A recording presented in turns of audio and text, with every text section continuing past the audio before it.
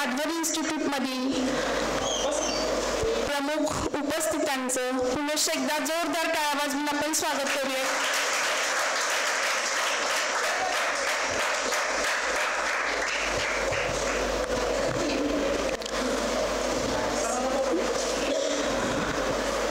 Jadhavar institute अंतर्गत विद्यार्थ्यांच्या सर्वांगीण विकासासाठी आपण सतत नवनवीन उपक्रम राबवत असतो आणि विद्यार्थ्यांना वेगवेगळ्या विषयाचं मार्गदर्शन घडवता येईल असे सतत प्रयत्न इन्स्टिट्यूटकडून होत असतात. आजचा उपक्रम ही याच धर्तीचा आहे. राजमाता, लोकमाता, वीरांगणा असं आपण लोकांनी ज्यांना उपाधी दिलेली आहे अशा पुण्यश्लोक अहिल्याबाई होळकर यांच्या जीवन परिचय करून देण्यासाठी आज इथं आपल्याला व्याख्याता म्हणून लाभलेल्या आहेत सौ शलाकाताई गोटखिंडीकर मॅडम. एकदा आजच्या व्याख्याता सौ शलाकाताई गोटखिंडीकर मॅडम यांचं जाधवर इन्स्टिट्यूटच्या वतीनं आपण टाळ्या वाजवून हार्दिक स्वागत करूया.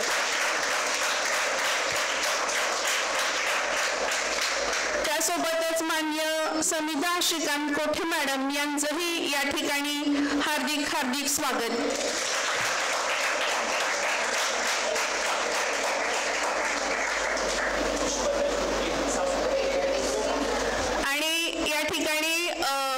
पुष्पाताई गोटलेकर मॅडम यांचं सुद्धा संस्थेच्या वतीनं हार्दिक हार्दिक स्वागत.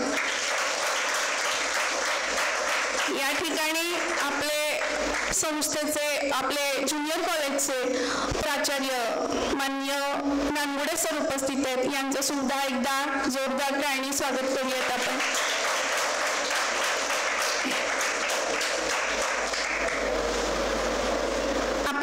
कार्यक्रमाची सुरुवात आपण दीपप्रज्वलनानं करत आहोत. तर मी मान्यवरांना विनंती करते की त्यांनी दीपप्रज्वलन करून आजच्या कार्यक्रमाचं उद्घाटन करावं.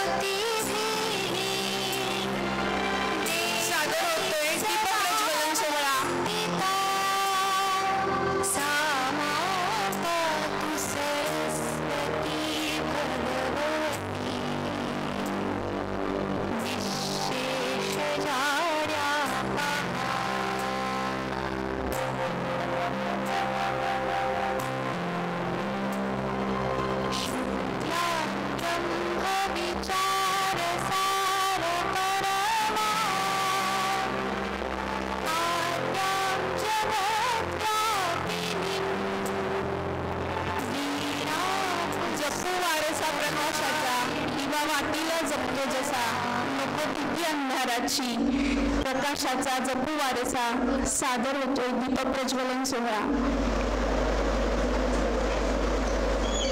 मान्यवरांना मी विनंती करते की त्यांनी मंचावरती स्थानापन्न व्हावं.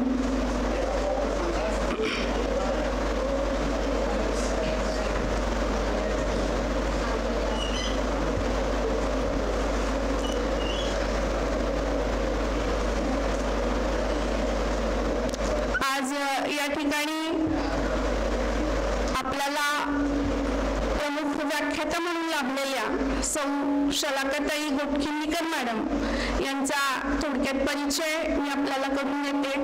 आर्किटेक्ट शलाका गोटखिंडीकर मॅडम यांचं शिक्षण वास्तुरचनाकार आर्किटेक्ट असं आहे. भारतीय विद्या तज्ञ अभ्यासक आहेत त्या. प्राचीन भारतीय संस्कृती, इतिहास, मंदिरे आणि स्थापत्यशास्त्र संशोधक. भारतीय कला, विज्ञान, तंत्रज्ञान तसेच ऐतिहासिक वास्तूंच्या अभ्यासात विशेष रुची असल्याने या विषयात त्यांचा तज्ज्ञ म्हणून सहभाग असतो. भारतीय वास्तुशिल्पकलेवरील विरासत का वैभव या पुस्तकाचं सहलेखन सुद्धा मॅडमनी केलेलं आहे. देशातील अतिदुर्गम आणि वनवासी भागात चालणाऱ्या सेवाकार्यामध्ये मॅडमचा सक्रिय सहभाग आहे. फिनलंड या उत्तर युरोपीय देशामध्ये राहत असताना शालेय मुलांसाठी 6 वर्ष नियमित उपक्रमशील काम त्यांनी केलेलं आहे. आणि लॉकडाऊनचा जो कालखंड आपण थोडासा समस्यायुक्त असा मानला, पण याच लॉकडाऊनच्या काळात ऑनलाईन माध्यमातून भारताच्या ऐतिहासिक आणि सांस्कृतिक वारशाची ओळख करून देणारा दैनंदिन उपक्रम बाल व त्यांचे परिवार यांच्यासाठी सलग 500 दिवस त्यांनी चालविला. आणि त्यामधून जगभरातून 40 ते 45 परिवार हे नियमितपणे जोडले गेले. भारतीय विद्येशी संबंधित अनेक विषयावरती त्यांनी लेखन केलेलं आहे. ऑडिओ आणि व्याख्याने या माध्यमातून त्यांनी जनजागृती केलेली आहे. ट्रेकिंगची आणि इतिहासाच्या अभ्यासाची आवड असल्यामुळं महाराष्ट्रातील अनेक गड किल्ले आणि हिमालयातील अनेक ट्रेक्स केले आहेत. राष्ट्रसेविका समितीचे संभाजी भाग बाल शाखा प्रमुख असे त्यांचे सध्याचे दायित्व आहे. तर अशा अनेक क्षेत्रात अतिशय झोकून देऊन काम करणाऱ्या आणि व्याख्यानाच्या माध्यमातून आपल्या इतिहासाची, आपल्या महापुरुषांची माहिती आपल्यापर्यंत पोहोचविणाऱ्या अशा सौ शलाकाताई गोटखिंडीकर मॅडम यांचं आपल्या संस्थेत पुनश्च एकदा स्वागत.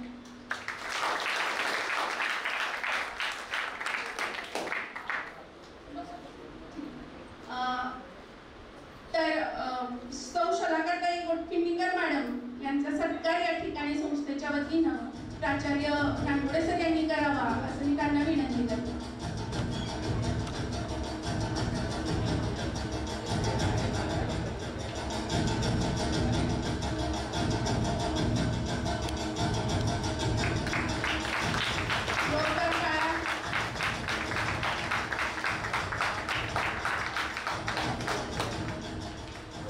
त्याचबरोबर या ठिकाणी सौ समिता श्रीकांत कोठे मॅडम उपस्थित आहेत. यांचा सुद्धा सत्कार आपण संस्थेच्या वतीनं करत आहोत. त्यांनी सत्काराचा स्वीकार करावा असं त्यांना विनंती करते.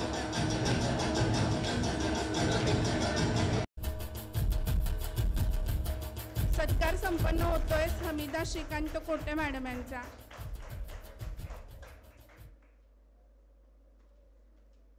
महाराष्ट्राच्या इतिहासात ज्या महिलांनी अतिशय दिग्गज, पराक्रमी, शौर्य दाखवणाऱ्या भूमिका निभावल्या आणि स्त्री अबला नसून सबला आहे असं सिद्ध केलं, अशा अनेक वीर स्त्रियांना आपण ओळखतो.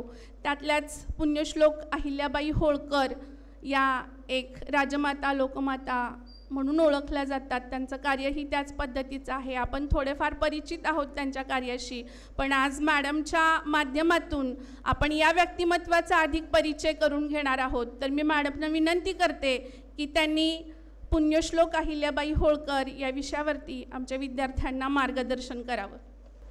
सन्माननीय व्यासपीठ आणि इथे उपस्थित सर्व आपल्या इन्स्टिट्यूटमधले शिक्षक आणि शिक्षकेतर शिक्षकवृंद आणि शिक्षकेतर आपली सगळी मंडळी आणि इथे उपस्थित असलेली माझ्या सगळ्या विद्यार्थी, विद्यार्थिनी, मित्रमैत्रिणींनो, तुम्हाला मित्रमैत्रिणी अशासाठी म्हणते आहे मी की काही ज्या 2-4 गोष्टी थोड्याशा माहिती आहेत, मला आवडल्या आहेत आणि असं वाटतं आहे की त्या तुमच्यापर्यंत पोहोचवाव्यात, त्या तुम्हाला सांगाव्यात आणि थोडंसं आपण सगळ्यांनी हे ज्ञान वाटून घ्यावं अशा इच्छेने खरं तर आज मी तुमच्यापुढे बोलायला उभी आहे. आत्ता छाया मॅडमनी सांगितल्याप्रमाणे अहिल्याबाई होळकरांचं नाव माहिती नाही असं महाराष्ट्रातच काय देशभरात कुणी नसेल, पण अहिल्याबाईंच्या सारखंच किंवा त्या ज्या परंपरेमधला एक भाग आहेत, परंपरेमधलं एक नाव आहे, अशी एक खूप मोठी अखंड आणि प्राचीन परंपरा आपल्या देशाला लाभलेली आहे. ती म्हणजे अत्यंत कर्तृत्ववान स्त्रियांची. भारतामध्ये कर्तृत्ववान स्त्रियांची नावं पाहायला गेली तर विविध क्षेत्रामध्ये अत्यंत उत्तम, उत्कृष्ट, एकमेवाद्वितीय अशी कामगिरी बजावलेल्या अनेकांची नावं आपल्याला सापडतात. थोडासा इतिहास बघावा लागतो, पण फार विलक्षण माहिती समोर येते बरं का. आज ह्या निमित्ताने थोडीशी नावं सांगू का? अशासाठी सांगते की म्हणजे थोडं त्या नावांच्या निमित्ताने थोडा त्याच्याबद्दल शोध घेऊन, इंटरनेटवरती माहिती तपासून आणखीन काही आपल्याला त्या व्यक्तिमत्वांबद्दल कळतं का, काही आणखीन माहिती मिळते का असं पाहाल. हां, थोडीशी त्या निमित्ताने आणखीन माहितीमध्ये भर पडेल आपल्या, आणि माहिती होईल की आपला देश आपण महान आहे म्हणतो, विश्वगुरू पदावरती एकेकाळी आरूढ होता. आपण सर्वजण मिळून प्रयत्न करतोय की पुन्हा एकदा भारताला ती प्रतिष्ठा, तो सन्मान सगळ्या जगभरामध्ये प्राप्त व्हावा. आपण सगळे त्यासाठीच अभ्यास करून मोठं व्हायचा प्रयत्न करतोय, हो की नाही? मग हे असं असताना आपल्याकडे मोठी परंपरा होती, हे होतं ते होतं, पण मग आपल्यालाही त्याची थोडीफार माहिती असेल तर अधिक चांगलं ना. थोडी शोधाल माहिती, काही नावं सांगते तुम्हाला.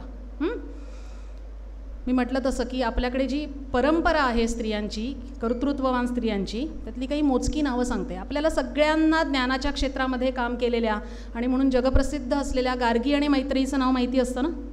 त्या काय होत्या? ऋषिका होत्या. वेदकाळामध्ये त्यांनी वेदांमध्ये लिखाण केलं. पण त्या व्यतिरिक्त त्याच काळामध्ये केवळ ज्ञानाच्याच क्षेत्रात नव्हे तर रणांगणावरती पराक्रम गाजवणाऱ्या पण स्त्रिया होत्या. त्यातली एक विश्पला नावाची राणी आहे. या राणीनी तिच्या राज्याच्या संरक्षणासाठी राजाच्या बरोबरीने सैन्याचं नेतृत्व केलं होतं, आणि ह्या युद्धामध्ये, एका युद्धामध्ये तिच्या पायाला लागलं किंवा पाय जखमी झाला, तो कापावा लागला. असं असतानाही राणी युद्धभूमीवरनं परतली, कृत्रिम पाय बसवला आणि युद्धामध्ये पुन्हा येऊन तिनं पराक्रम गाजवला.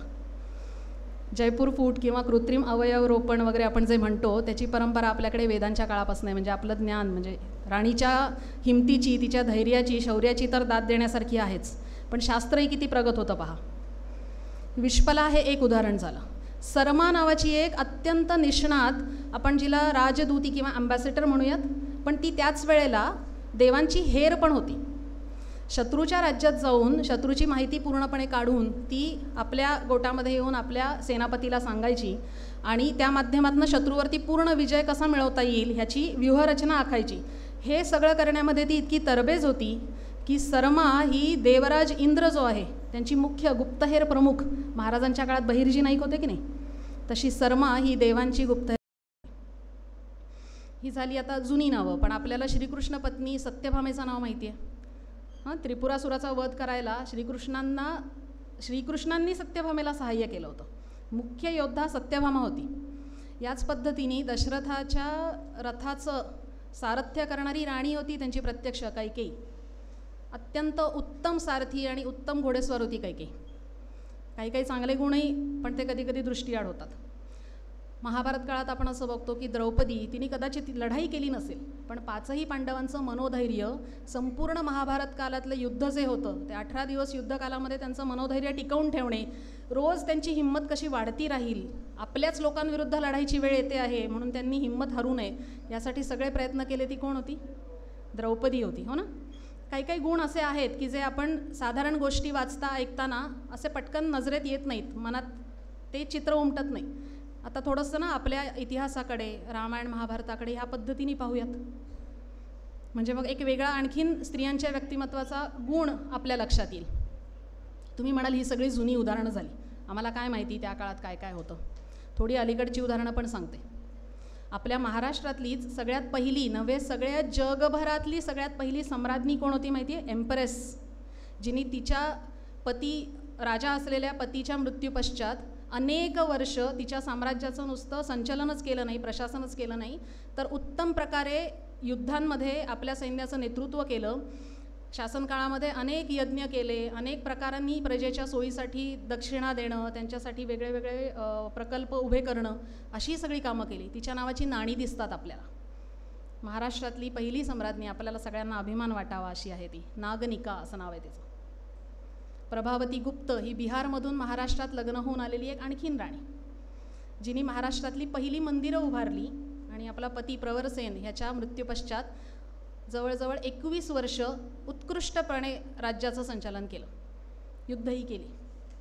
आणि या सगळ्यांची व्यूहरचना जी आहे सैन्याचं, हे सगळं सेनापती म्हणूनही सांभाळलं.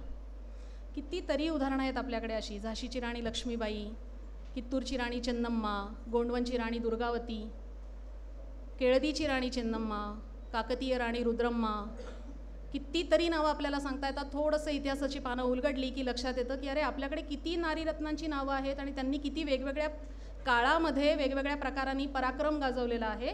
आणि मुख्य महत्त्वाची गोष्ट म्हणजे हे सगळं त्यांनी वैयक्तिक स्वार्थासाठी केलं का?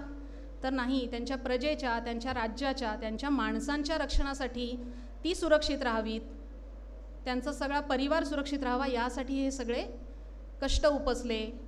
शौर्य, धैर्य, हिंमत जे काय आहे ती त्यासाठी दाखवली. आणि ह्या सगळ्या नावांमध्ये असं मी म्हणेन की मेरुमणी, माळेमध्ये जे मधलं पदक असतं की नाही त्याला मेरुमणी म्हणतात. माळेतल्या सगळ्या मण्यांपेक्षा पदक मोठं असतं, ठसठशीत, ते उठून दिसतं ना. तर ह्या नारीरत्नांच्या माळेमधलं मी म्हणेन जे पदक आहे, मेरुमणी जो आहे, ते म्हणजे पुण्यश्लोक अहिल्याबाई होळकर. का बरं? कारण आपण जे म्हणतो आहोत की कुणी शौर्याने काम केलं, कुणी युद्धामध्ये नेतृत्व केलं, कुणी राज्याचा कारभार उत्तम सांभाळला, पण अहिल्याबाईंचं चरित्र पाहिलं तर ह्या सगळ्या गोष्टी एकाच व्यक्तिमत्वामध्ये आलेल्या आपल्याला दिसतात. एकच व्यक्तिमत्व इतकं बहुआयामी आणि इतकं विलक्षण आहे की त्यांच्यासारख्या केवळ त्याच आहेत, त्यांना अन्य कुठलीही उपमा देणं शक्य नाही. आणि म्हणूनच की काय, कुठल्याही समारंभाशिवाय, कुठल्याही कार्यक्रमाशिवाय लोकांनी मनापासून आदरापोटी, प्रेमापोटी आपल्या ह्या राजमातेला, आई स्वरूप असलेल्या राणीला अनेक बिरुदं दिली. त्यातलं सर्वाधिक प्रसिद्ध बिरुद आहे ते म्हणजे पुण्यश्लोक. म्हणजे जिच्या नावातच पुण्य असण्याचा आपल्याला संदर्भ लगेच समजतो की किती पुण्यशील व्यक्ती असेल. दुसरं एक नाव त्यांना मिळालं ते म्हणजे लोकमाता. आपापल्या घरी आपल्या परिवारामध्ये आपली आई असणं, तिने आपल्या परिवाराची काळजी घेणं हा एक भाग झाला, पण सगळ्या प्रजेची, आपल्या राज्यातल्या सगळ्यांची आईच्या प्रेमाने काळजी घेणं, म्हणून त्यांना पदवी मिळाली लोकमाता. गंगा निर्मळ, गंगेच्या पाण्यासारखं ज्यांचं आयुष्य निर्मळ आहे, त्यात कुठलेही विकार नाहीत, कुठलेही दोष नाहीत, हे एक आणखीन बिरुद त्यांना मिळालं. किती नावं सांगावीत. जसं आपण म्हणतो ना की लोकमान्यांना लोकमान्य ही पदवी लोकांनी दिली, तसंच अहिल्याबाईंना सुद्धा ह्या सगळ्या पदव्या, ही सगळी बिरुदं लोकांनी प्रेमापोटी दिली. आणि म्हणून आज 300 वर्षांनंतर सुद्धा ही सगळी बिरुदं टिकून आहेत. आपण ह्या सगळ्या पदव्यांसह त्यांचं नाव घेतो ना आदराने, त्याचं कारणच ते आहे, कारण त्यांचं कर्तृत्व, त्यांचं कार्यच इतकं विलक्षण आहे की ह्या सगळ्याशिवाय त्यांच्या नावाची पूर्तता होऊच शकत नाही. आणि हे सगळं त्यांचं कर्तृत्व जे काही मी म्हणते, विलक्षण व्यक्तिमत्व जे म्हणते, हे अगदी लहानपणापासून दिसतं. छोटीशी गोष्ट आहे त्यांच्या बालपणीची. अवघ्या 6-7 वर्षांच्या अहिल्याची एक लहानशी गोष्ट सांगते तुम्हाला. आपल्या आता ज्याला आपण अहिल्यानगर म्हणून ओळखतो, तो नगर जिल्हा जो आहे, या नगर जिल्ह्यातलं चोंडी नावाचं एक छोटंसं गाव. हा काळ आहे साधारण 1725-30च्या दरम्यानचा. 1725मध्ये अहिल्याबाईंचा जन्म झाला, म्हणून आपण ह्यावर्षी त्यांचं 300वं शताब्दी वर्ष साजरं करतोय, हो ना. 25मध्ये 300 वर्ष पूर्ण होतील त्यांच्या जन्मदिवसाला. तर ह्या चौंडी गावामध्ये जिथे अहिल्याबाईंचा जन्म झाला होता, लहानगी अहिल्या आपल्या आईवडिलांसोबत, परिवारासोबत तिथे राहत होती. वडील माणकोजी शिंदे आणि आईचं नाव सुशीलाबाई. वडील आसपासच्या पंचक्रोशीतल्या काही गावांचे प्रमुख होते. छोटीशी गावं, खेडी, असंच सगळं ते होतं. आणि तो काळ असा होता ज्या काळामध्ये मुघलांच्या सैन्यानी महाराष्ट्रभर सगळीकडे लुटालूट करून हैदोस घातलेला होता. थोरल्या महाराजांचं म्हणजे शिवाजी महाराजांचं निधन होऊन 40 वर्ष उलटली आहेत. संभाजीराजे, छत्रपती संभाजीराजांचंही निधन होऊन काही वर्ष झाली आहेत. आणि ह्या सगळ्या काळामध्ये आता थोडंसं जे हिंदवी स्वराज्याचं स्वरूप आपण पाहत होतो ते थोडं विस्कळीत होतं आहे का काय असं वाटत असताना पेशवे झाले थोरले बाजीराव पेशवे. आणि त्यांनी पार उत्तरेत दिल्लीपर्यंत धडक मारून हिंदवी स्वराज्याचा दबदबा जवळपास सगळ्या हिंदुस्थानभर प्रस्थापित केला होता. पण तरी देखील कधी हैदराबादचा निजाम आहे, कधी मुघलांचे आणखीन कुठली विखुरलेली सैन्य आहेत, त्यांचे सरदार आहेत, यांनी अधूनमधून यावं, कुठे कुठे लुटालूट करावी, रयतेला त्रास द्यावा, बायका मुली पळून न्यावात, असे सगळे प्रकार अधूनमधून चालूच होते. आणि ह्या सगळ्याला पायबंद घालावा म्हणून बाजीराव पेशवे त्यांच्या काही उत्तम सरदारांच्या सोबत काही मोहिमा काढत असत. अशाच एका मोहिमेमध्ये त्यांचे अत्यंत नावाजलेले सरदार, बिनीचे सरदार म्हणूयात आपण त्यांना, असे होते मल्हारराव होळकर. मल्हाररावांसोबत थोरले बाजीराव पेशवे एका मोहिमेवरनं परत येत असताना ह्या चोंडी गावामध्ये त्यांचा मुक्काम होता. रपेटीला निघाले असता सकाळी असं लक्षात आलं की छावणीतला एक घोडा उधळलाय आणि तो अक्षरशः वाऱ्याच्या वेगाने दौडत सुटलेला आहे. कुठे? तर नदीच्या दिशेने. आता गाव लहानसं, पण नदी काठावर एक शिवमंदिर होतं आणि सकाळी सकाळी शिवमंदिरामध्ये दर्शनासाठी आलेल्या लोकांची वर्दळ होती. घोडा उधळला म्हटल्यावरती सगळ्या लोकांची पांगापांग झाली, पळापळ झाली, जो तो आडोशाला लपला. पण एक लहानगी मुलगी मात्र नदीपात्रामध्ये जिथे होती तिथेच बसून राहिली. पळ म्हटली तरी सुद्धा ती हल्ली नाही तिथून. सुदैवाने घोडा बाजूनी निघून गेला, पण मुलीच्या चेहऱ्यावरती भीतीचा लवलेशही नव्हता. हे पाहत बाजूला येऊन पोचलेल्या मल्हाररावांनी आणि थोरल्या बाजीरावांनी आश्चर्याने पाहिलं, मुली तू निघाली का नाहीस, इथून उठली का नाहीस, घोड्याच्या टापांखाली आली असती तर काय झालं असतं. त्यावर लहानग्या मुलीने उत्तर दिलं, त्या आपण जे निर्माण करावं, ज्यावर आपली श्रद्धा आहे, ज्यावर आपली निष्ठा आहे, ते जीवापाड जपावं असं मला माझ्या वडिलांनी सांगितलं. काय जपतेस, तर वाळूनी बनवलेलं शिवलिंग होतं. त्या शिवलिंगाची सुरक्षा त्या मुलीला स्वतःच्या जीवापेक्षा जास्त महत्त्वाची वाटली. असं म्हणतात की पेशवे मल्हाररावांकडे वळून म्हणाले, मुलगी मोठी चुणचुणीत दिसतीये. हाच धागा पकडून पुढे असं म्हणतात की मल्हाररावांनी आपल्या मुलासाठी या मुलीला मागणी घातली आणि अवघ्या 8व्या वर्षी लग्न होऊन छोटी अहिल्या होळकरांची सून बनली आणि इंदोरमध्ये आली. तेव्हा इंदोर हे होळकरांच्या सुभ्याचं ठिकाण होतं. मुलगी लहानपणापासून चुणचुणीत होतीच, त्यामुळे घरीच लिहाय वाचायला शिकली होती. पण तेव्हा शिक्षणाचा फार प्रघात नसल्याकारणाने ह्यापुढचं शिक्षण काही होऊ शकलं नव्हतं. पण सासरे मल्हारबांनी मात्र ओळखलं होतं की आपली सूनबाई चांगली हुशार आहे, त्यामुळे तिला अधिक गोष्टी शिकवायला हव्यात. त्यांच्या मार्गदर्शनाखाली लहानगी अहिल्या अनेक गोष्टी शिकू लागली. लिहाय वाचायला येतच होतं, हिशोब करायला शिकू लागली. आता हिशोब करण्याची काय आवश्यकता आहे असं म्हणाल तुम्ही, पण राज्यामध्ये येणारा जो महसूल आहे, टॅक्स गोळा होतात की नाही, ते कसे येतात, किती रक्कम येते, कुठल्या कुठल्या खर्चामध्ये राज्याच्या अनेक ज्या योजना असतात, कल्याणाच्या योजना असतात, त्यांच्यामध्ये किती पैसा खर्च होतो, शिल्लक किती राहते, सैन्यासाठी खर्च करायचा असतो, अनेक पद्धतीने आपण बघतो ना. आता आपल्या देशाचं बजेट जेव्हा येतं तेव्हा बजेटमध्ये किती वेगळ्या वेगळ्या प्रकारचे हे कवर केलेले असतात, आयाम त्याच्यामध्ये असतात, टॉपिक्स. तसंच त्यांचाही अर्थसंकल्प बजेट असलं असणार, हे कळायला नको का राज्यकर्त्याला. त्यामुळे लहानगी अहिल्या तेही शिकू लागली. हिशोबात पहिल्यापासून अत्यंत चोख, बारीकशी सुद्धा चूक तिला खपायचीही नाही आणि चालवूनही घ्यायची नाही. त्याच्याबरोबरीने एक आणखीन महत्त्वाचा विषय अहिल्या शिकली, ते म्हणजे भूगोल. आपल्याला असं वाटतं की भूगोलात काय इतका सोपा विषय, कशाला शिकवतात कोणास ठाऊक, वाटतं का? कधी कधी येतो कंटाळा, हो ना. पण भूगोल महत्त्वाचा आहे. अशासाठी महत्त्वाचा आहे की आपण जिथे राहतो, म्हणजे आता आपण राहतो तो आपला भारत देश आहे किंवा आपण राहतो ते महाराष्ट्र राज्य आहे, आपल्याला आपल्या देशाच्या, आपल्या भागाच्या सीमा माहिती असायला हव्यात, आपले शेजारी देश माहिती असायला हवेत, त्यातले शत्रू देश कोणते, आपले मित्र देश कोणते, आपल्या सीमा कशा भिडलेल्या आहेत त्यांना, कुठल्या सीमांवरती काय प्रकारची परिस्थिती आहे, जंगलं कुठे आहेत, नद्या कुठे आहेत, हे सगळं जेव्हा माहिती असतं तेव्हा त्यांचं त्या पद्धतीने नियोजन करता येतं. आणि राज्यकर्त्यांना तर हे माहिती असणं अतिशय आवश्यक आहे. नाहीतर एकेका वेळेला काय गंमत होते, अरे तिथे तर काहीच उगवत नाही, काय करायचा आहे तो प्रदेश, जाऊ दे, घेऊन टाकू दे शत्रूला, असं म्हणण्याची चूक राज्यकर्त्यांकडनं होऊ शकते. पण कुठल्याही प्रदेशाचं सामरिक महत्त्व हे असतंच. अगदी तिथे काहीही होत नसलं तरीसुद्धा तो प्रदेश शत्रूलासुद्धा अडचणीत टाकणारा असतो ना आक्रमण करताना. हेही राज्यकर्त्यांच्या लक्षात आलं पाहिजे, जे भूगोलाचा अभ्यास केला की कळतं. अहिल्याबाईंना मल्हाररावांनी त्यामुळे आवर्जून भूगोल शिकवला की आपल्याला आपलं राज्य अचूक माहिती हवं, म्हणजे मग सैन्याची हालचाल करताना पण उपयोग होतो, कुठले रस्ते आहेत, कुठून जात आहेत. आणि ह्याचा उपयोग इतका चांगला झाला की वयाच्या अवघ्या 17व्या-18व्या वर्षी मल्हारबांनी लिहिलेल्या पत्रांमध्ये उल्लेख आढळतो, आमच्या सुनबाईंच्या जोरावरती आम्ही तलवार गाजवतो.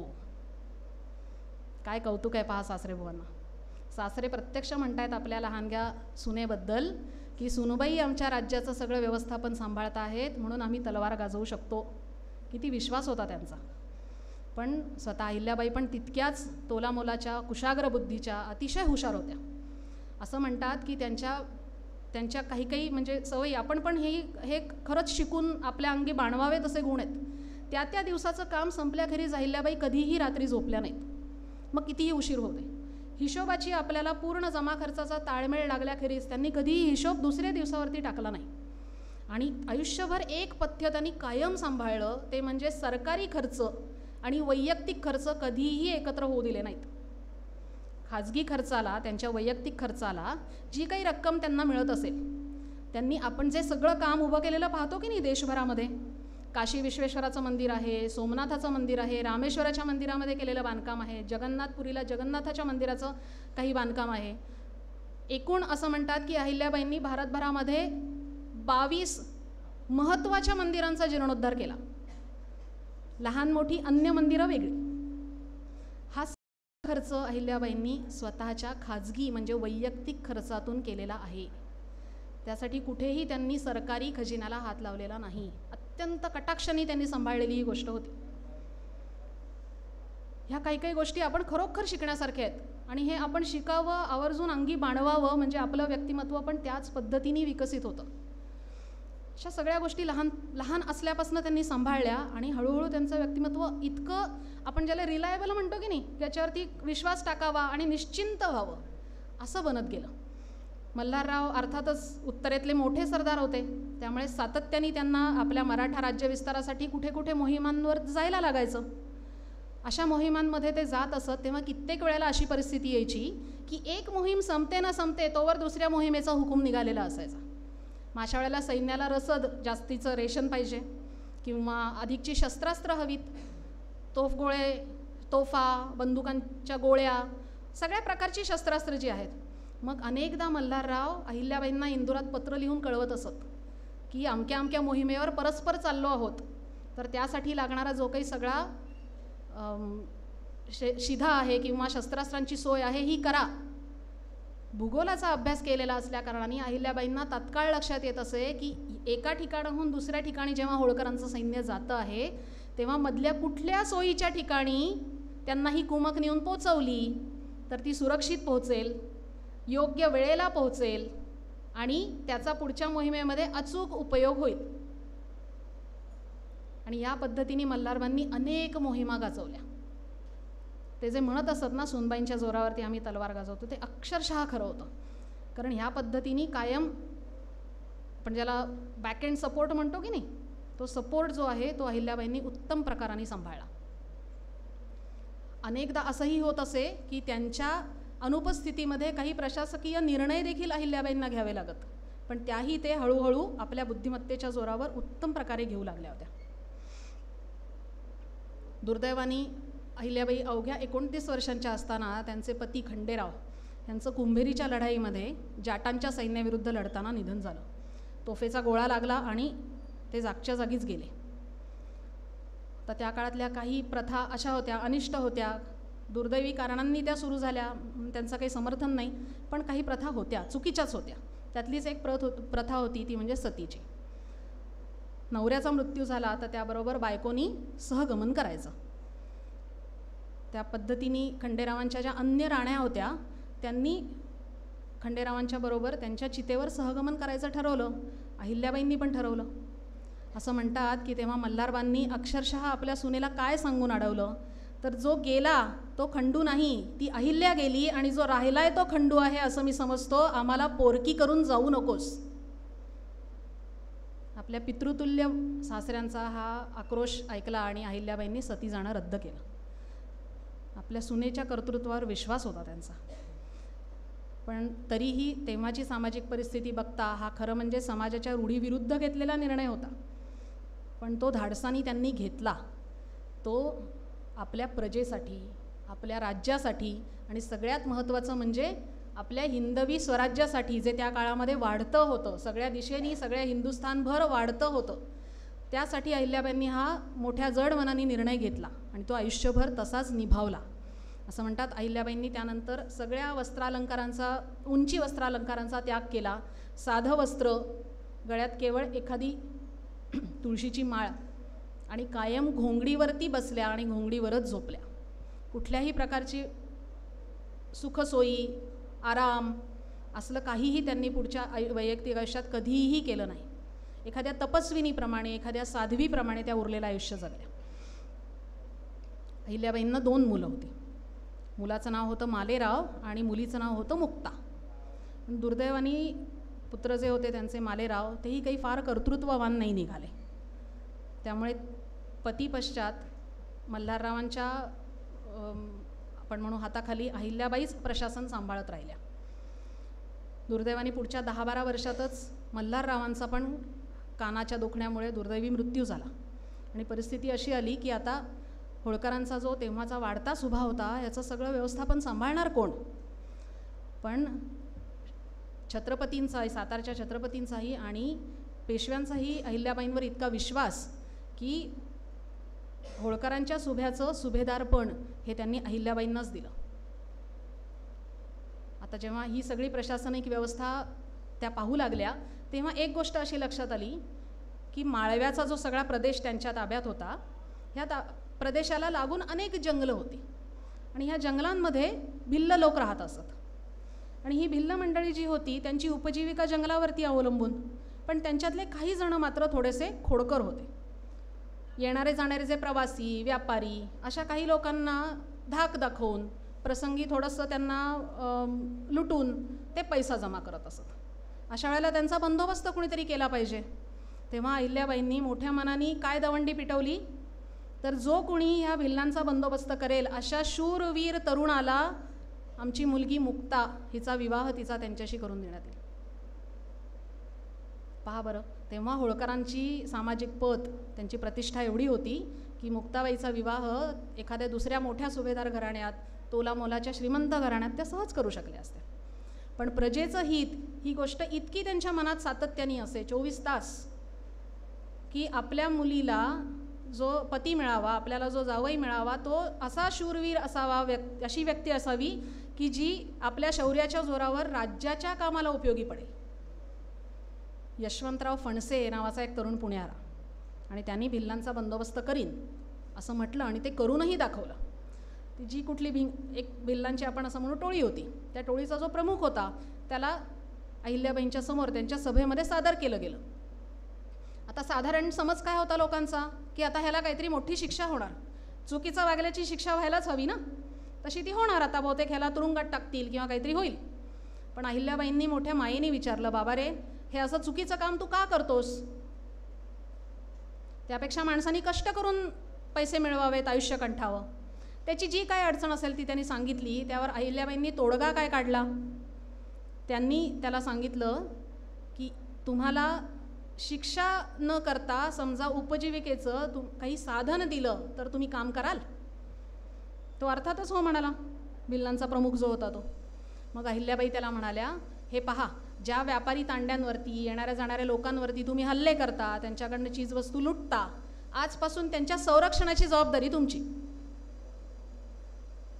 इथून पुढे तुमच्या भागातनं व्यापारी तांडे जे जातील ते सगळे व्यापारी, त्यांचा माल, सगळं साहित्य, हे सगळं तुम्ही नीट रक्षण करायचं आणि त्यांना तुमच्या जंगलातनं पार होऊ द्यायचं सुरक्षितपणे. त्या बदल्यात तुम्ही काहीतरी त्यांच्याकडनं छोटा मोठा टॅक्स म्हणजे कर वसूल करा, त्याची तुम्हाला परवानगी आहे. त्यातनं जो पैसा मिळेल त्यातनं तुम्ही तुमची उपजीविका चालवायची. मान्य आहे का? तर तुम्हाला शिक्षा करणार नाही. आपल्याला करता येण्याजोगं काम मिळतं आहे म्हटल्यावर कोण कशाला नाही म्हणेल. भिल्लांच्या प्रमुखांनी मान्य केलं आणि पुढे या सगळ्या जंगलांच्या प्रदेशातनं सगळे व्यापारी तांडे सुखाने सुरक्षितपणे पार होऊ लागले. हा भिलकवडी नावाचा एक नवीन कर अहिल्याबाईंनी त्या भिल्लांना वसूल करण्याची परवानगी दिली. पण पहा बरं, त्यांना तुरुंगात टाकून काय साध्य झालं असतं? मुळातला प्रश्न काय होता तो समजून घेतला, त्यांना उदरनिर्वाहाचं काहीतरी एक साधन दिलं आणि त्यांची पण परिवाराचे हे खाणं पिणं होऊ शकेल, त्यांचा परिवार जगू शकेल अशा पद्धतीने त्यांना गोष्टी उपलब्ध करून दिल्या. अहिल्याबाईंनी दूरदृष्टी दाखवून आपल्या राज्यातले सगळे रस्ते उत्तम क्वालिटीचे बनवून घेतले, ज्यामुळे सगळ्या व्यापारी तांड्यांना तिथून ये जा करताना कुठल्याही प्रकारचा त्रास होऊ नये. ह्याचा परिणाम काय झाला माहिती आहे? उत्तरेत जाणारी बहुतेक सगळी व्यापारी मंडळी अन्य मार्गांनी जाण्याऐवजी माळव्यातनं जाणं पसंत करू लागली. अरे, तिथला रस्ता चांगला आहे, सुरक्षित आहे, सुरक्षिततेची हमी आहे, आपल्याला कुठल्याही प्रकारचा त्रास होत नाही असं म्हटल्यावरती कुणीही व्यापारी माणूस हाच विचार करेल ना की आपण त्याच रस्त्याने सुखाने जावं, का त्रास सहन करायचा. व्यापाऱ्यांची ये जा वाढली. आता येणाऱ्या जाणाऱ्या सगळ्या व्यापाऱ्यांकडनं, आता ज्याला आपण ऑक्ट्रॉय किंवा टोल म्हणतो की नाही, रस्ता वापरण्यासाठी आपल्याला महामार्गावरती टोल द्यावा लागतो, अशा पद्धतीची एक कराची सिस्टीम, एक व्यवस्था अहिल्याबाईंनी बसवून दिली. येणारे जाणारे व्यापारी अत्यंत आनंदाने तो टोल भरू लागले आणि त्या बदल्यात सुरक्षितपणे माळव्यातनं उत्तरेकडे प्रवास करू लागले. राज्याला उत्पन्नाचं साधन मिळालं. आता आपण जे स्थानिक अर्थव्यवस्थेबद्दल बोलतो ना, की अर्थव्यवस्थेमध्ये इन्फ्रास्ट्रक्चर ज्याला म्हणतो आपण, पायाभूत सुविधा चांगल्या करून दिल्या की अर्थव्यवस्थेला चालना मिळते, हे अर्थशास्त्रातलं एक तत्त्व आहे. ते अर्थशास्त्रातलं तत्त्व 300 वर्षांपूर्वी अहिल्याबाईंनी अचूकपणे ओळखलं आणि राबवलं सुद्धा. त्यांच्या राज्यामध्ये या व्यापाऱ्यांना सोयी मिळाव्यात म्हणूनही अनेक गोष्टी त्यांनी केल्या. आणि त्याच पद्धतीने आपल्याला सर्वांना माहिती आहे, माळव्यामध्ये अनेक तीर्थक्षेत्र आहेत. त्यातली 3 तर ज्योतिर्लिंग आहेत ना, ओंकारेश्वर, ममलेश्वर आणि महाकालेश्वर. हो, आणि मुख्य 2 महत्त्वाच्या नद्या आहेत, क्षिप्रा आणि नर्मदा. त्यांच्या काठावरही अनेक मंदिरं आणि तीर्थस्थानं आहेत. त्यामुळे इथे येणाऱ्या तीर्थयात्रा करणाऱ्या लोकांची पण गर्दी खूप असायची. मग या लोकांना सोयीसुविधा व्हाव्यात. त्याकाळी काही वाहनं नव्हती, पायी चालणाऱ्यांचं प्रमाण खूप जास्त होतं. त्यांना जागोजागी पाण्याची सोय व्हावी, निवासाची सोय व्हावी म्हणून या सगळ्या ठिकाणी अहिल्याबाईंनी धर्मशाळा, विहिरी, तलाव, हौद अशा प्रकारे सगळ्या सोयी करून दिल्या की जेणेकरून त्यांची सोय व्हावी. ह्याचा परिणाम असा झाला की राज्यामध्ये यात्रा करण्यासाठी म्हणून येणाऱ्यांची संख्या वाढली. आणि अशी यात्रा करायला येणारी मंडळीही पुन्हा तिथे राहायला माणसं आली की काही ना काहीतरी खरेदी विक्री करतात. इथूनही व्यवसायाला चालना मिळाली. आणि असं करता करता हळूहळू अहिल्याबाईंचा जो सुभा होता, त्यांचा जो परगणा होता, माळवा अत्यंत समृद्ध राज्य म्हणून गणला जाऊ लागला. अहिल्याबाई अत्यंत धार्मिक होत्या, अत्यंत पराकोटीच्या निष्ठावान शिवभक्त होत्या. आपण जेव्हा जेव्हा अहिल्याबाईंचा फोटो, पुतळा असं काही पाहतो तेव्हा त्यांच्या हातामध्ये छोटं शिवलिंग पाहतो ना, कायम पाहतो आहे आपण. पण त्या पराकोटीच्या शिवभक्त होत्या. इतकं की त्यांची अशी भावना होती की हे आपण जे सगळं काम करतो आहोत, हे काम प्रत्यक्ष शिवशंकर आपल्याकडून करवून घेत आहेत. आपण केवळ निमित्त आहोत, आपल्या माध्यमातून ते केलं जात आहे, आपण काही करत नाही. आपण काही केलं ह्याचं श्रेय घेणंच मुळी त्यांना मंजूर नव्हतं. जे काही करायचं ते प्रत्यक्ष शिवशंकर करवतात. त्यामुळे त्यांच्या ज्या सगळ्या आज्ञा असायच्या की नाही, जे आदेश काढणं असेल, हुकूम काढणं असेल, ह्या सगळ्या हुकुमांच्या तळाशी लिहिलेलं असायचं श्री शंकर आज्ञेवरून. अहिल्याच्या आज्ञेवरनं काही होत नाही. जे होतं ते प्रत्यक्ष शिवशंभू आमच्याकडनं करून घेतो. इतकी सात्विक आणि भक्तिपूर्ण भावना त्यांची कायम होती, स्वतःच्या कामाकडे बघण्याची सुद्धा. त्यामुळे ह्यात काही नवल नाही की त्या काळातली जी सगळी भग्न झालेली शिवालयं होती, शिवमंदिरं होती, त्यांचा त्यांनी जीर्णोद्धार केला. मी आत्ता नावं सांगितली मगाशी. प्रभासचं सोमनाथाचं मंदिर, काशी विश्वेश्वराचं मंदिर, आपल्याला सगळ्यांना माहिती असलेलं उत्तराखंडमधलं केदारनाथाचं मंदिर, दक्षिणेतलं रामेश्वराचं मंदिर, असंख्य शिवमंदिरांचा आणि त्या जोडीने इतरही अनेक मंदिरांचा जीर्णोद्धार हा अहिल्याबाईंनी केला.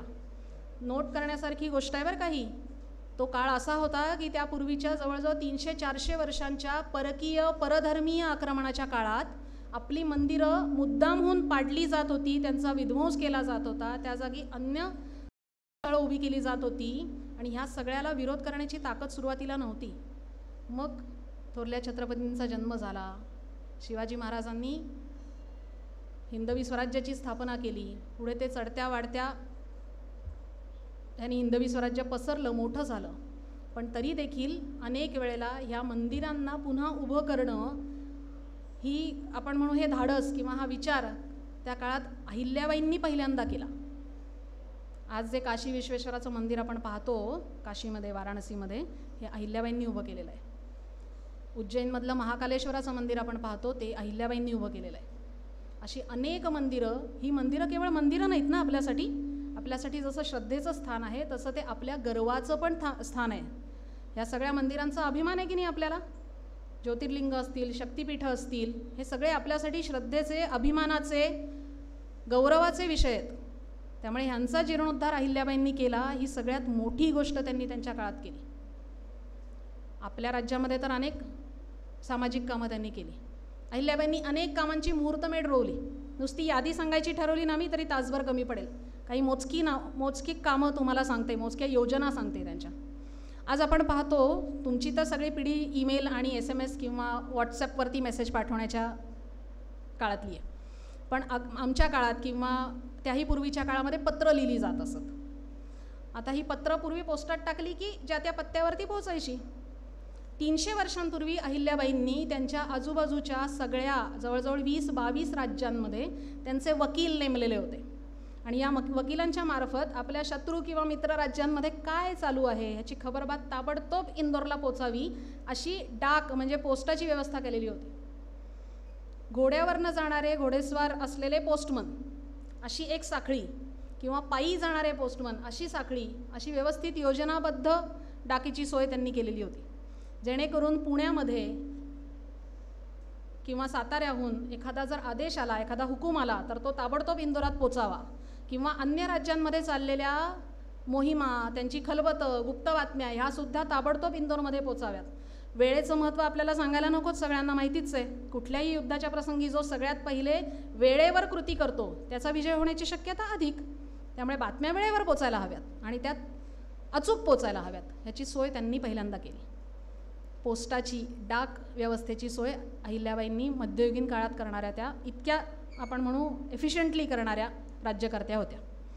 त्या व्यतिरिक्त त्यांना शस्त्रास्त्रांचं पण ज्ञान होतं, त्यामुळे त्यांच्या काळात त्यांनी शस्त्रास्त्र बनवण्याचे कारखाने माळव्यामध्ये उभे केलेले होते. तोफा असतील किंवा भाले, धनुष्यबाण ह्या सगळ्यासाठी बाहेर कोणावरती अवलंबून राहायची आपल्यावर वेळ येऊ नये, आत्मनिर्भर माळवा अशी व्यवस्था त्यांनी केलेली होती स्वसंरक्षणाच्या दृष्टीने.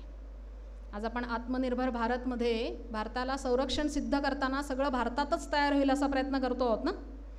आपली लढाऊ जहाजं, लढाऊ विमानं, पाणबुड्या, विविध प्रकारची शस्त्रास्त्र, रणगाडे, हेलिकॉप्टर्स, सगळी ही आयुधं जी आहेत हे आपण भारतातच निर्माण होतील असा प्रयत्न आता गेली काही वर्ष केला जातोय ना आपल्याकडे पण. अहिल्याबाईंनी त्या काळात हा प्रयत्न आवर्जून जाणीवपूर्वक केला. आणि महत्त्वाची गोष्ट ही की या सगळ्या शस्त्रास्त्रांच्या क्वालिटीचं त्यांना अचूक ज्ञान होतं. काय पद्धतीचं शस्त्र बनवलं तर त्याच्यात काय क्वालिटी असायला हवी, त्रुटी राहायला नकोत, हे त्या स्वतः पारखून पाहत असत. याशिवाय अहिल्याबाईंनी अनेक गोष्टी ज्या केल्या त्यातलं एक महत्त्वाचं काम होतं ते म्हणजे कर कमी ठेवले होते, जेणेकरून कुणालाही त्या कराचं ओझं वाटू नये आणि सगळेजण कर भरतील. पण एखाद्या वर्षी पाऊस जास्त झाला किंवा पाऊस कमी झाला तर ह्या कराची जबरदस्ती करण्यात येत नसे. कर हा प्रजेला मनापासून द्यावासा वाटला पाहिजे, पण त्याबरोबरच प्रजेचीही जबाबदारी आहे ना की त्यांनी कर चुकवता कामा नये. कर भरला पाहिजे वेळच्या वेळी आणि पूर्ण भरला पाहिजे, यासाठी सुद्धा प्रजेला सातत्याने प्रोत्साहन दिलं जात असे. याशिवाय त्यांनी अनेक वन आणि शेतीचे पट्टे राखीव सोडलेले होते. कुणासाठी? प्राण्यांसाठी आणि पक्ष्यांसाठी. आपल्या राज्यामध्ये केवळ मनुष्यच नाही तर प्राणी आणि पक्षीसुद्धा सुखी राहिले पाहिजेत. त्यांच्या मनातलं मातृत्व, आईपणाची भावना किती प्रबळ होती बघा, की केवळ प्रजाच नाही तर तिथले प्राणी पक्षी पण त्यांना आपलीच मुलं वाटत असत. त्यांच्यासाठी या अनेक गोष्टी केल्या. त्याचबरोबर नर्मदा जी मुख्य नदी होती, या नदीचं पाणी प्रदूषित होऊ नये म्हणून त्यांच्या राज्यामध्ये अनेक ठिकाणी नर्मदेला स्वतंत्र कालवे बाहेर काढून दिलेले असत आणि कुठल्याही प्रकारचे पूजाविधी किंवा कुठलंही पाणी, सांडपाणी सोडायचं असेल तर ते मुख्य नदीपात्रात नाही सोडायचं, ते ह्या बाहेर काढून दिलेल्या कालव्यांमध्ये सोडायचं, जेणेकरून मुख्य नदीचं पाणी प्रदूषित होऊ नये अशी त्याच्यामध्ये काळजी घेतली गेलेली होती. बघा बरं, विचार करा किती शास्त्रीय दृष्टिकोन असला असेल अहिल्याबाईंचा. छोट्या छोट्या गोष्टींची काळजी आहे. जशा त्यांनी माणसांसाठी म्हणजे प्रवासी, पांथस्थ, यात्रेकरू यांच्यासाठी विहिरी, बारवा म्हणजे पायऱ्यांची विहीर किंवा हौद, तळी असं सगळं खोदवलं. अगदी त्याच पद्धतीने पशुपक्ष्यांना पाणी मिळावं म्हणूनही व्यवस्था केली. ही सगळी कल्याणाची कामं चालू असताना आणखीन एक गोष्ट त्यांना प्रकर्षाने जाणवत होती, ती म्हणजे शिक्षणाकडे असलेला ओढा. हा गरीब परिस्थितीमध्ये असलेली मुलं असतील, ज्यांची आर्थिक परिस्थिती चांगली नाही किंवा ज्यांच्याकडे शिक्षणाची सोय नाही म्हणून ज्यांना शिकता येत नाही, अशा मुलांसाठी शैक्षणिक सुविधा उपलब्ध करून दिल्या गेल्या पाहिजेत. ही आज त्यांना स्वतःला इतकी होती. त्या स्वतः उत्तम शिक्षित होत्या ना. मग शिक्षण हे सर्वांपर्यंत पोहोचावं, ज्याची क्षमता आहे त्याच्यापर्यंत तर आवर्जून पोहोचावं. ब्रह्मपुरी नावाची एक त्यांनी विद्यानगरी किंवा ज्याला आपण युनिव्हर्सिटी म्हणूयात, अशी एक युनिव्हर्सिटी उभी केली होती आणि त्यामध्ये त्या काळातल्या विविध प्रकारच्या कला, शास्त्र अशा सगळ्यांचा अभ्यास करणं उपलब्ध करून दिलेलं होतं.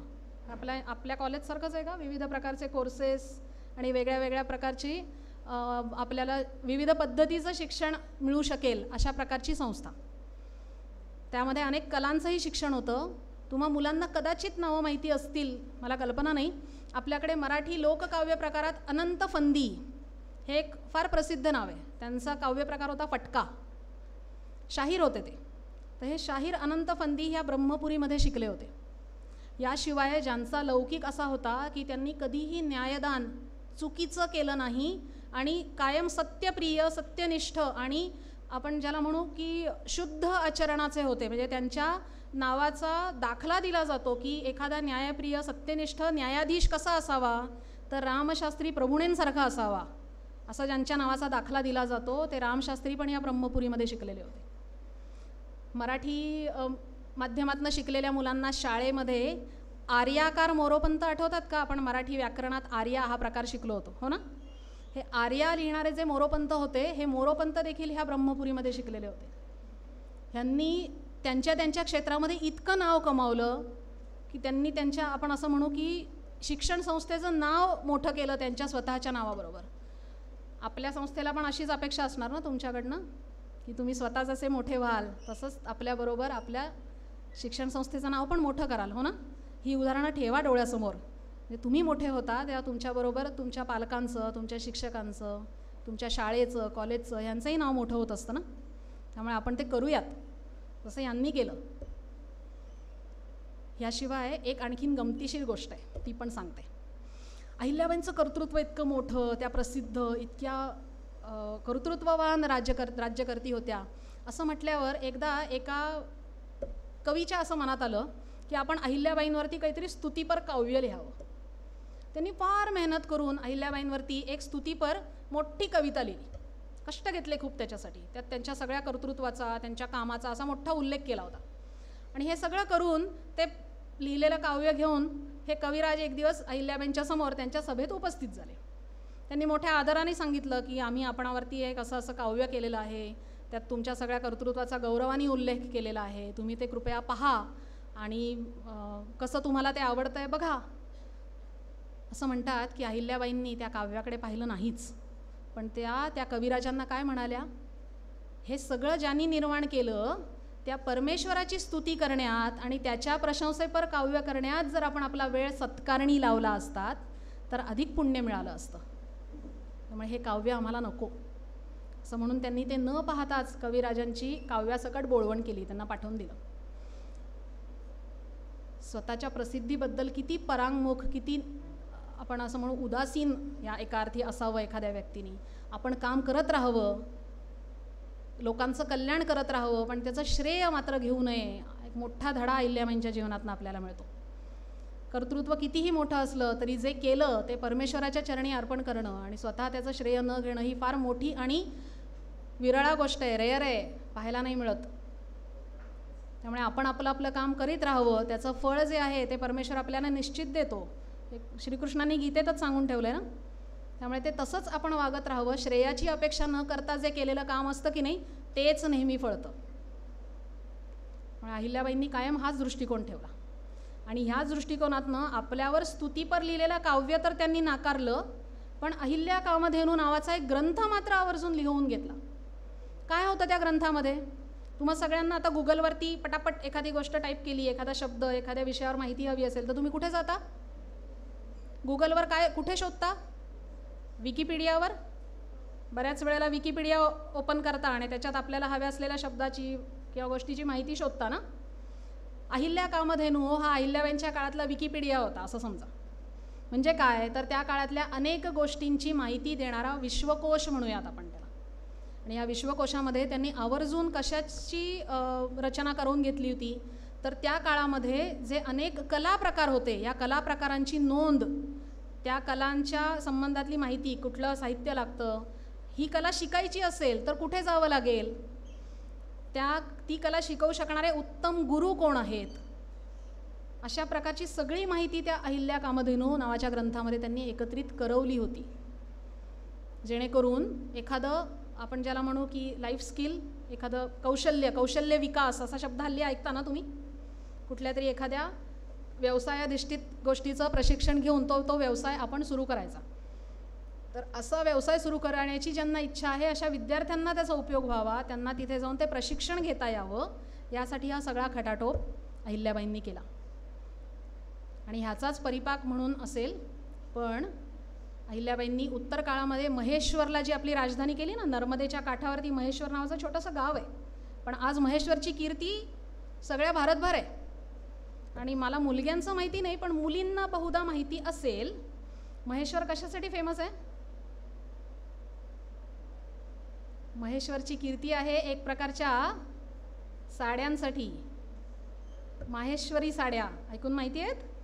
कुणी कुणी पाहिल्या असतील, कदाचित कधी कधी आईकडनं घेऊन नेसलीही असेल. अत्यंत सुंदर रेशमी सुती अशी तलम साडी असते ही. महेश्वरमधल्या लोकांना व्यवसाय मिळावा, माळव्यामध्ये एका नवीन व्यवसायाची सुरुवात व्हावी, यासाठी अहिल्याबाईंनी दूरदृष्टी ठेवून विणकर मंडळींना, म्हणजे विणण्याची कला ज्यांना येते अशा काही कुशल कारागिरांना माळव्यामध्ये आणून वसवलं. त्यांच्याकडून आपल्या राज्यातल्या हुशार, ती कला शिकू इच्छिणाऱ्या, ती कला ज्यांना येते, जमू शकते अशा मुलांना ते ठेवलं आणि हा उद्योग महेश्वरमध्ये उभा केला. आज तुम्ही पाहाल तर महेश्वरी साडी ही केवळ माळव्यात किंवा माळव्याच्या आजूबाजूच्या राज्यांमध्ये नाही, सबंध भारतात नव्हे भारताबाहेरही प्रसिद्ध आहे. पण सुरुवातीला या साडीबद्दल लोकांना कुतूहल वाटावं, ती साडी विकत घेण्यासंबंधी त्याचा व्यापार चांगल्या पद्धतीने चालू व्हावा, यासाठी अहिल्याबाईंनी स्वतः त्या साड्या वापरायला सुरुवात केली. सुती महेश्वरी साड्या वापरणाऱ्या अहिल्याबाई पहिल्या व्यक्ती होत्या. आपल्याच जी पहिली गोष्ट सांगितली होती ना, आपण ज्या गोष्टीची निर्मिती केली आहे तिचं जतन संवर्धन करण्यासाठी सर्वतोपरी प्रयत्न करावेत, असं त्यांनी तेव्हा 7-8 वर्षांच्या वयात जे उत्तर दिलं होतं ते वयाच्या 70ीतही त्यांनी कायम ठेवलं होतं. जी गोष्ट इतकी चांगली आहे ती चांगल्या पद्धतीने लोकांपर्यंत पोहोचायला हवी असेल तर आधी त्याचा आपणच उपयोग करायला हवा, मग आपल्याला 4 जणांना सांगता येतं की हे तुम्ही वापरा. अहिल्याबाईंनी त्याच पद्धतीने हे केलं. आज महेश्वरला विणण्याचा, हातमागाचा उद्योग इतका मोठा आहे की त्याच्यावर जवळपास शेकडोनी कुटुंबांची उपजीविका चालते. तितक्या लोकांना उदरनिर्वाहाचं साधन मिळालेलं आहे आणि मुख्य म्हणजे एक विशिष्ट कला प्रकार सगळी भर महेश्वरच्या नावाने प्रसिद्ध आहे. हा विषय संपवण्यापूर्वी थोडक्यात फक्त अहिल्याबाईंच्या ठळक कामांची तुम्हाला यादी पुन्हा एकदा सांगते. मी म्हटलं तसं मगाशी बारवा त्यांनी खूप ठिकाणी बांधल्या, विहिरी बांधल्या, हौद बांधले, पाण्याची सोय केली. अनेक ठिकाणी तीर्थक्षेत्रांच्या ठिकाणी नद्यांवरती घाट बांधले. आता तुम्ही म्हणाल घाट बांधले यात विशेष काय केलं? आपल्याकडे हिंदू संस्कृतीमध्ये नदी ही आपण देवी समान मानतो ना, आणि त्यामुळे आपल्याकडे एक आणखीन पद्धत, एक समज काय आहे की ज्या सगळ्या प्रमुख पवित्र नद्या आहेत त्यांच्यात स्नान केल्यामुळे पापक्षालन होतं, आपल्या पापापासून मुक्ती मिळते आणि म्हणूनच अनेक गोष्टी शुद्ध व्हायला आपण नदीकडे घेऊन जातो. आणि मग त्यात अनेक वेळेला असं होतं की स्नान करण्यासाठी कुंभमेळे भरतात आपल्याकडे 4 ठिकाणी, बरोबर? त्यातला एक महत्त्वाचा कुंभमेळ्याचं ठिकाण आहे उज्जैन. उज्जैनमध्ये कुंभमेळा होतो दर 2.5-3 वर्षांनी. प्रयागमध्ये होतो, हरिद्वारमध्ये होतो आणि नाशिकमध्ये होतो. ह्या सगळ्या कुंभमेळ्यांच्या ठिकाणी स्नान करायला येणाऱ्या लोकांच्या सुरक्षिततेसाठी, सोयीसाठी नद्यांवरती घाट बांधून काढायचं काम अहिल्याबाईंनी केलेलं आहे. कुंभमेळ्याला तुम्हाला कल्पना नसेल पण अक्षरशः लाखो लोक येतात, लाखो. मी स्वतः नाशिकची असल्याकारणाने नाशिकचा कुंभमेळा मी पाहिलेला आहे. अक्षरशः लाखोनी लोक त्या ठराविक दिवसांमध्ये नाशिकमध्ये येतात आणि तेवढ्या सगळ्यांची गर्दी गोदावरीमध्ये आंघोळ करण्यासाठी, स्नान करण्यासाठी होते. अशा वेळेला नदीपात्रामध्ये लोक वाहून जाऊ नयेत यासाठी घाट असणं किती महत्त्वाचं आहे. पायऱ्या पायऱ्यांची रचना, घाट म्हणजे की नदीच्या पाण्यापर्यंत सुरक्षित पोहोचता येईल, हे दूरदृष्टी अहिल्याबाईंनी त्या काळात दाखवली. याशिवाय अनेक ठिकाणी त्यांनी धर्मशाळा बांधून काढल्या आलेल्या यात्रेकरूंच्या राहण्याच्या सोयीसाठी. अनेक मंदिरांना ओवऱ्या ज्यांना म्हणतो ना आपण, म्हणजे मंदिराच्या भोवती, मंदिराभोवती जे अंगण किंवा मोकळी जागा असते त्याला धरून छोट्या छोट्या खोल्या बांधून काढलेल्या असतात सभोवती. कित्येक महत्त्वाच्या मंदिरांमध्ये ह्या ओवऱ्या म्हणजे छोट्या खोल्या, राहण्याची सोय मंदिराच्या आवारात, हे अहिल्याबाईंनी केलं आहे. पंढरपूर, त्र्यंबकेश्वर अशा अनेक तीर्थक्षेत्रांच्या ठिकाणी ज्यांना वाडा म्हटलं जातं असे वाडे म्हणजे मोठ्या आकाराच्या बंदिस्त धर्मशाळा त्यांनी बांधलेल्या आहेत. अनेक ठिकाणी अन्नछत्र उघडली, ती त्यांच्या काळात उघडलेली अन्नछत्र काही काही तर आजही चालू आहेत. उदाहरणार्थ जगन्नाथपुरीमधलं अन्नछत्र.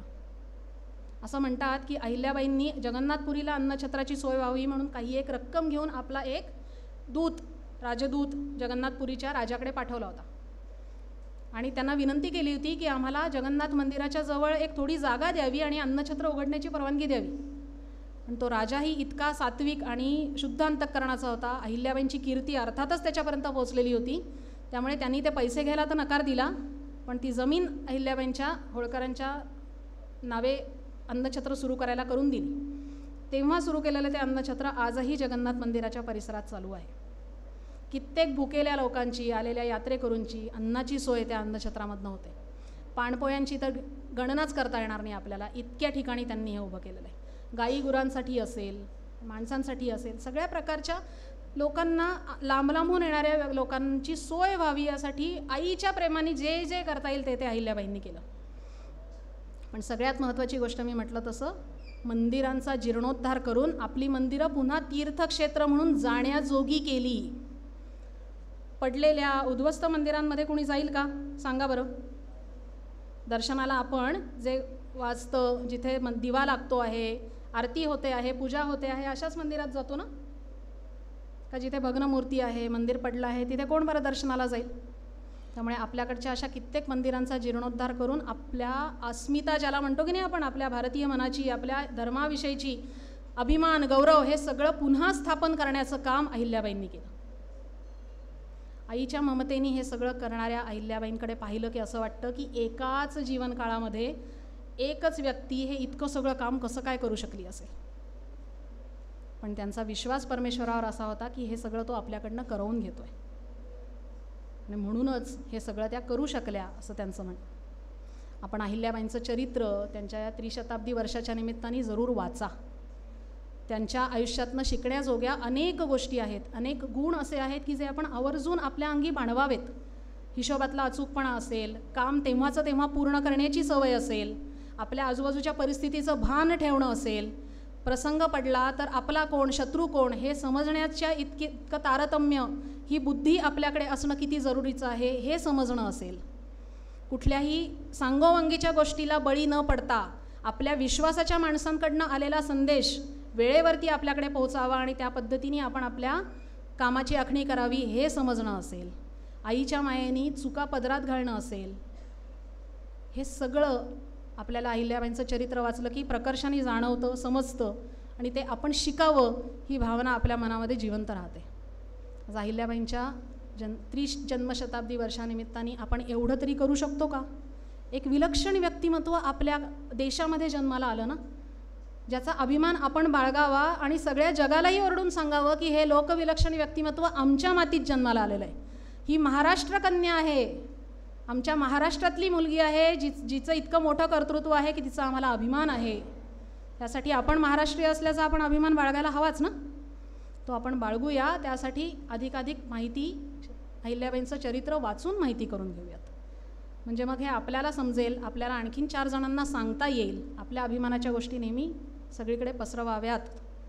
शेवटी अहिल्याबाईंवरचा एक श्लोक फक्त म्हणून मी थांबेन. आपण सगळ्यांनी हात जोडूयात का? जिने संतती मानिले स्वप्रजेला,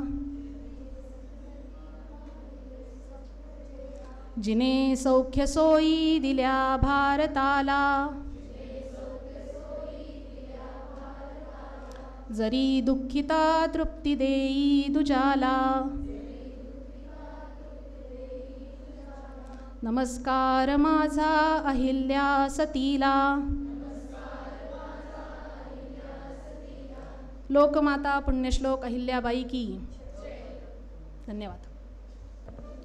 धन्यवाद मॅम. या ठिकाणी विद्यार्थ्यांना अतिशय मौल्यवान असं मार्गदर्शन अहिल्या देवी होळकर यांच्याबद्दल आपण केलं. अहिल्या देवी होळकर यांच्याबद्दल थोडीफार माहिती विद्यार्थ्यांना असेलच, पण आज जी माहिती आपल्याला मिळाली ती अतिशय उपयुक्त आणि फार सखोल अशी होती की फक्त अहिल्याबाई यांच्याविषयीच नाही तर मॅडम बोलत होत्या त्या अगदी आर्य काळातील विदुषींपासून त्यांनी सुरुवात केली की गार्गी, मैथिली या आर्य काळातील विदुषी. आणि मग आपल्याला समजतंय की आपण आजच्या कालखंडात की असं म्हणतात की व्याख्याते आणि साहित्यिक हे इतिहासात जाऊन, भूतकाळात जाऊन वर्तमानाची चिकित्सा करत असतात. आणि मला वाटतं मॅडम आज कोलकाता किंवा बदलापूरसारख्या घटना घडत असताना आमच्या मुलींना, कारण इथं मुलींची संख्या खूप मोठी आहे, तर मुलींना माहिती असलं पाहिजे की आमच्याकडे या प्रकारच्या सम्राज्ञी होत्या किंवा यासारख्या महिला होत्या. की आपण एक कवयित्री मला तुमच्या निमित्तानं आठवली की जी सांगते की भाग्यविधाती तू हतभागिनी अशी होऊ नको ग, गर्भांतरी जनरूढीस्तव मरण मजला देऊ नको ग. नीट आठवणी बघ जरा या मातीचा हा वारसा, शिवबाला दिला मंत्र स्वराज्याचा, माय जिजाऊ घडले होते, राणी होऊन झाशीची मी धारातीर्थी पडले होते. कोण म्हणे अबला, मी तर प्राणपणाने लढले होते, मी अहिल्या, मी इंदिरा, क्रांती ज्योती, मीच सावित्री. मला या निमित्तानं मॅमचं जे ऐकलं मगापासून या ओळी आठवल्या की आम्हाला फार थोर अशा स्त्रियांचा, महिलांचा वारसा या ठिकाणी लाभलेला आहे. आणि आज मॅमनी त्याच प्रकारे तुम्हाला अगदी गार्गी मैथिलीपासून ते अहिल्यादेवींपर्यंत या थोर स्त्रियांचा परिचय करून दिला. खरं तर मॅम आम्ही मोरोपंतांच्या आर्या ऐकली होती, अनंत पंथींचे फटकेसुद्धा ऐकले होते, ते फारच प्रसिद्ध आहेत. याही पलीकडे जाऊन आम्ही रामशास्त्रींचा न्यायबुद्धीवरचा विश्वासही इथं वाखाणला होता. पण तुम्ही जे आज आम्हाला नवीन ज्ञानाशी परिचित केलं की या सर्वांनी ब्रह्मपुरीतून शिक्षण घेतलं होतं, या निमित्तानं आज आमच्या आणि आमच्या विद्यार्थ्यांच्या ज्ञानात विशेष अशी भर पडली. खरं तर आपण फार हतबल होतो छोट्या छोट्या समस्यांनी एक स्त्री असल्यावरती, पण 29व्या वर्षी वैधव्य प्राप्त झाल्यानंतर एक स्त्री स्वतःचं दुःख गुंडाळून ठेवून बाजूला ठेवून एक प्रजाहित दक्ष लोकमाता राजमाता म्हणून काय करू शकते, किती सक्षमपणे कार्य करू शकते, या ठिकाणी याचा सगळा इतिहास आपल्याला मॅमनी सांगितला. मंदिरांचा जीर्णोद्धार असेल किंवा माळवा प्रांताचं नेतृत्व करत असताना तिथल्या भौगोलिक परिस्थितीचा विचार करून आज आपण नक्षलवादाची समस्या बघतो आणि कुठेतरी आपलं सरकार असमर्थ ठरते असं वाटतं. अशावेळी आपल्यातलाच उद्या जर एखादा प्रशासकीय अधिकारी झाला तर मॅमनी जसं सांगितलं भिल्ल लोकांची समस्या ज्या पद्धतीने अहिल्याबाईंनी सोडवली तसा आपल्यातला विद्यार्थी उद्या सोडवू शकेल, हा आजच्या व्याख्यानाचा खूप छान परिणाम आमच्या विद्यार्थ्यांवरती होईल. आणि जशी तुम्ही अपेक्षा व्यक्त केलीत की रामशास्त्री, अनंत पंथी, मोरोपंत यांनी त्यांच्या संस्थेचं नाव मोठं केलं, नक्कीच मॅडम आमचे विद्यार्थी या व्याख्यानातून स्फूर्ती घेऊन आमच्या संस्थेचं सुद्धा नाव मोठं करतील ही ग्वाही देते आणि थांबते. पुनश्च एकदा मॅमनी केलेल्या मार्गदर्शनाबद्दल त्यांचं संस्थेच्या वतीनं मी आभार मानते. धन्यवाद. यापुढे या कार्यक्रमाचं आभार प्रदर्शन आपले प्राचार्य नानगुडे सर करतील, मी त्यांना विनंती करते. आज पुण्यश्लोक अहिल्याबाई होळकर यांच्या जन्मशताब्दीनिमित्त ज्यांचं व्याख्यान आयोजित केलेलं होतं त्यांनी आपल्याला पूर्ण इतिहास अहिल्याबाईंचा आपल्यासमोर मांडला, त्यांची कामगिरी मांडली व त्यांनी या ठिकाणी येऊन आपल्याला बहुमूल्य असं मार्गदर्शन केलं. त्यांचा बहुमूल्य वेळ आपल्या सर्वांना दिला. आपल्या संस्थेच्या वतीनं मी त्यांचं पुनश्च एकदा आभार व्यक्त करतो. त्याचप्रमाणे त्यांच्या समवेत या समिदा कोठे मॅडम, कात्रज सेवा प्रमुख या ठिकाणी उपस्थित आहेत, यांचंही या ठिकाणी मी आभार व्यक्त करतो. तसेच ज्यांचं व्याख्यान आयोजित केलेलं आहे त्यांचं व्याख्यान ऐकण्यासाठी त्यांच्या सासूबाई पुष्पाताई गोटखिंडीकर या ठिकाणी उपस्थित आहेत, यांचंही मी संस्थेच्या वतीने आभार व्यक्त करतो.